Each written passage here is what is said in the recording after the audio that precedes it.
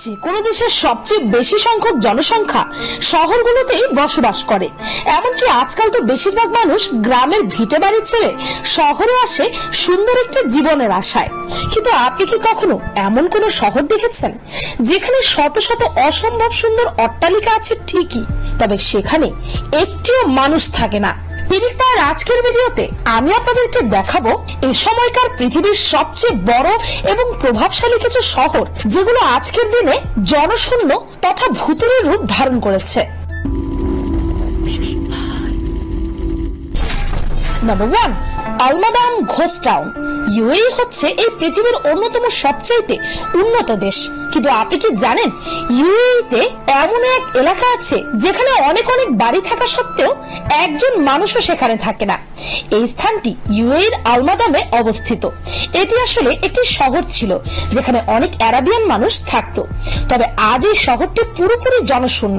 এখানে আছে কয়েকটি বাড়ি আর একটি মসজিদ, তবে সেসব বাড়ির দরজা জানালা সবই খোলা। এলোমেলো ঘরের ফার্নিচার দেখে মনে হয় যেন তাড়াহুড়োয় সবকিছু ছেড়ে পালিয়ে গেছে স্থানীয় বাসিন্দারা। এই শহরটি নাকি রাতের বেলা উধাও হয়ে যায়, আবার সূর্যের আলো ফোটার সাথে সাথে দেখা দেয়। আলমাদামের ভুতুড়ে ঘটনাটি ভাইরাল হতে বিজ্ঞানীরা নামেন গবেষণায়। তারা জানতে পারেন যে কোনো এক সময় এখানে ঘটেছিল সংক্রামক রোগের মহামারী। সে সময় এই গ্রামটির ধারে কাছেও কেউ আসার সাহস করত না।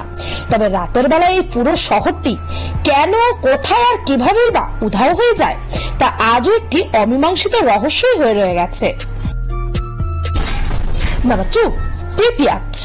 বড় শহরগুলোর ব্যাপারে বলতে গেলে মানুষ বেশিরভাগ সময় তখনই শহর ছেড়ে চলে যায় যখন সেখানকার অর্থনৈতিক ধস নামে। তবে ইউক্রেনে থাকা শহর প্রিপিয়াতের ঘটনাটি সম্পূর্ণই আলাদা। এক সময় এখানে একটি অনেক বড় শহর ছিল, কিন্তু দুর্ভাগ্যবশত একটি দুর্ঘটনার কারণে রাতারাতি এই শহরটি জনশূন্য হয়ে যায়। আসলে 1986 সালের 26শে এপ্রিল এখানে অনেক বড় একটি পারমাণবিক দুর্ঘটনা ঘটে গিয়েছিল। এই ঘটনাটি প্রিপিয়াটের চার্নোবিল নামের একটি টাউনে ঘটেছিল।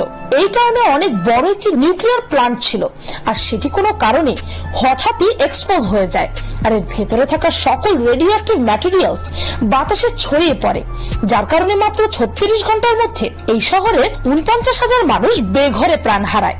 এই নিউক্লিয়ার ব্লাস্টের কারণে যে গ্যাস বাতাসে ছড়াচ্ছিল সেটি মূলত মানুষের প্রাণ কেড়ে নিচ্ছিল।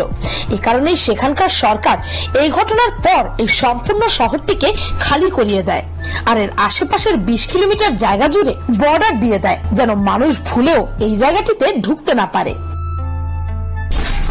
Number 3, বন্ডি, California. বন্ডি হচ্ছে জনশূন্য একটি টাউন যা আমেরিকার পশ্চিমে অবস্থিত। আসলে এই শহরটি 1859 সালে স্বর্ণের কারণে অনেক চর্চায় ছিল। ডব্লিউ.এস. বন্ডি নামের এক গোল্ড মাইনার এখানকার মাটির নিচে খোদাই করে স্বর্ণের খোঁজ পেয়েছিল। তারপর সে নিজের পুরো ফ্যামিলি সমেত এখানে বসবাস করা শুরু করে। তারা এখানকার মাটি খুঁড়ে স্বর্ণ বের করত। এভাবে এই টাউনটি বন্ডি নামে পপুলার হয়ে যায়। আপনি জেনে অবাক হবেন যে এই শহরটি থেকে এত বেশি স্বর্ণ বের করা হতো যে আস্তে আস্তে এখানে প্রায় 7,000 মানুষ এসে বাস করতে শুরু করে। 1880 সালে এই এলাকাটি ক্যালিফোর্নিয়ার তৃতীয় সবচেয়ে বড় শহর হয়ে গিয়েছিল। তবে কয়েক বছর পর এখানকার স্বর্ণ ফুরোতে থাকে, আর তার সাথে মানুষের এই জায়গাটি ছেড়ে চলে যেতে শুরু করে। কিছু সময়ের মধ্যে এই এলাকাটি জনশূন্য হয়ে পড়ে। আজও এখানে 170টি বিল্ডিং মজুদ আছে, তবে এখানে থাকার কেউ নেই। প্রথম দেখায় আজও কেউ বলতে পারবে না যে এই জায়গাটি জনশূন্য, কেননা মানুষ না থাকলেও কোনো এক অজানা কারণে এখানকার প্রতিটি বাড়ি ভেতর এবং বাহির থেকে পরিপাটি আছে। নাম্বার 4, ক্র্যাকো। এই যে জায়গাটিকে আপনারা দেখতে পাচ্ছেন, এখানে আজ থেকে কয়েক বছর আগে একটি সম্পূর্ণ শহরের বসতি ছিল। ক্র্যাকো নামের এই জনশূন্য শহরটি ইটালিতে অবস্থিত। এই শহরটিকে একটি পাহাড়ের ওপরে বানানো হয়েছিল। একসময় এটি অত্যন্ত প্রভাবশালী একটি শহর ছিল, তবে দুর্ভাগ্যবশত এটি একটি প্রাকৃতিক দুর্যোগের শিকার হয়ে যায়। 1950 সালে প্রথমবার এখানে ভূমিধসের কাণ্ড ঘটে, যার কারণে অনেক মানুষ প্রাণ হারিয়েছিল।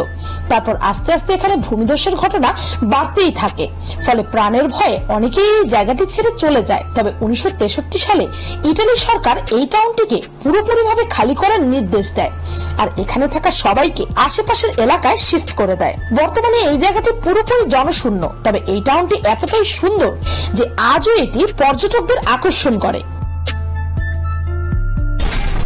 নাম্বার 5, প্লেমাউথ। এই যে অনুর্বর পাথুরে জমিটিকে আপনারা দেখতে পাচ্ছেন, এটি মন্টসেরাটে অবস্থিত।